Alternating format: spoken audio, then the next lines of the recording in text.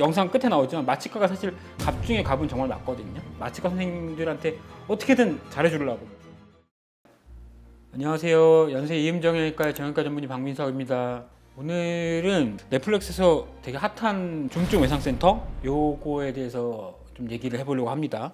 중증외상센터, 권역외상센터 이렇게 얘기를 하는데 이게 드라마와 현실이 어떻게 다른지 정형외과 의사가 본 이제 이런 관점에서 이야기들을 해보도록 하겠습니다.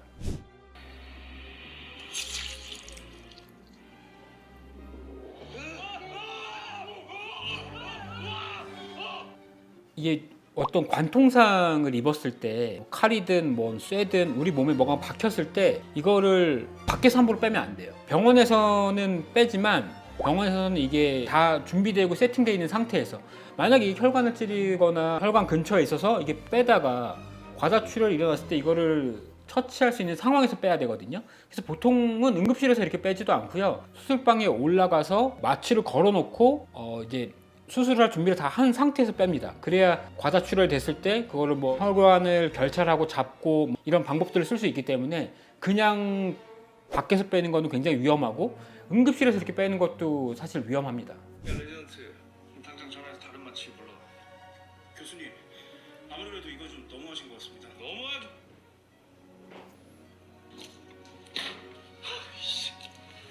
마취를 쫓아내? 미친 거지. 솔직히 각 수술과 갑 중에 갑이 우리 거 아니야? 근데 어디 외과계에서도 쩌리 외상외과 교수가 마취과한테 쪽을 줘? 제가 경험한 바로는 그리고 본 바로는 그럴 수는 없어요.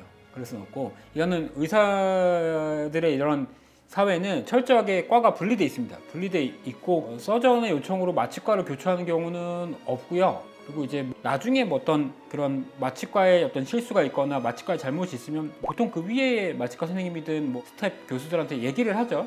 그리고 나중에 이게 드라마 여기 영상 끝에 나오지만 마취과가 사실 갑 중에 갑은 정말 맞거든요. 마취과가 대학병원에서는 엄청난 파워를 갖고 있어요. 수술방을 안 잡아주면 안 열어주면 이 수술하는 과들은 수술 못하기 때문에 마취과 선생님들한테 어떻게든 잘해주려고 라뽀를 형성하고 이렇게 사주고 이런 것들을 아직까지도 많이 하고요. 그래서 마취과는 함부로 못합니다. 절대로 수술하는 과들 함부로 못해요.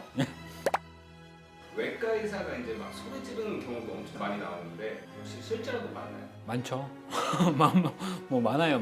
수술이라는 환경이 그 환경 자체가 서전한테도 그렇고 굉장히 좀 압박적인 상황이잖아요. 그리고 맨날 하는 이런 이제 일렉티브 수술이라고 하는데 이런 변수가 없는 수술들은 괜찮아요. 근데 어떤 외상은 다 다치는 부위가 다 다르고 변수가 많고 까딱 잘못하면 이제 사람이 죽을 수도 있는 이런 굉장히 스트레스 속에서 하는 행위이기 때문에 굉장히 예민해져 있어요, 사람이. 저도 물론 그렇고 굉장히 예민해진 상태에서 이게 뭔가 손발이 잘 안 맞으면 화가 나기도 하고 좀 이러는데 이제 수술방만 들어가면 이제 약간 전투적으로 변하시는 분들이 있어요. 선배도 있었고 동기들도 있고 그런 분들이 있어요. 근데 그분들의 그런 것도 이해는 합니다. 이해는 하는데 너무 소리 지르고 폭력적이 돼서는 안 되죠. 그러면 사실 결국은 수술이 잘 안 돼요. 그래서 항상 침착하고 냉정함을 잃지 않게 수술하는 게 서전한테 중요한 덕목인 것 같습니다. 결국 마지막으로 도착한 병원에서는 A씨에게 사망 진단을 내릴 수밖에 없었습니다. 올해에만 벌써 13건이 발생한 걸로 알려지면서 대한민국 중증 외상 시스템이 제대로 작동하지 않고 있는 게 아니냐 하는 우려의 목소리가 커져가고 있습니다. 여기에 가장 큰 문제는 사람이에요, 사람.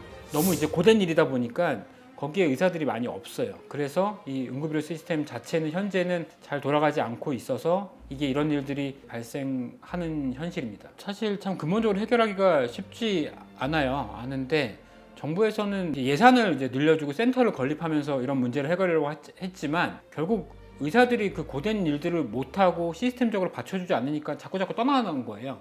의사도 떠나고 간호사도 떠나고 그래서 굉장히 소수의 어떤 사명감 있는 의사, 간호사, 전문 인력들만 지금 현재 남아서 엄청 고군분투하고 있는 현실이잖아요. 그래서 그분들에 대한 더 사회적인 대우도 더 해줘야 되고 그리고 의사 인력들도 더 충분히 확보를 해줘야 되고 이런 필요가 좀 있을 것 같아요. 근데 쉬운 문제는 정말 아닙니다.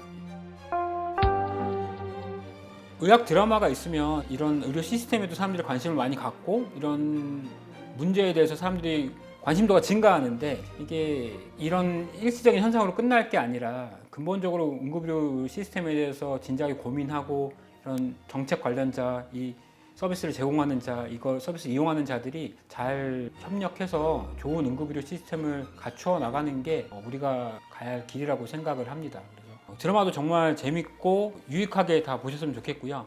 이 영상도 또 도움이 됐으면 좋겠습니다. 감사합니다.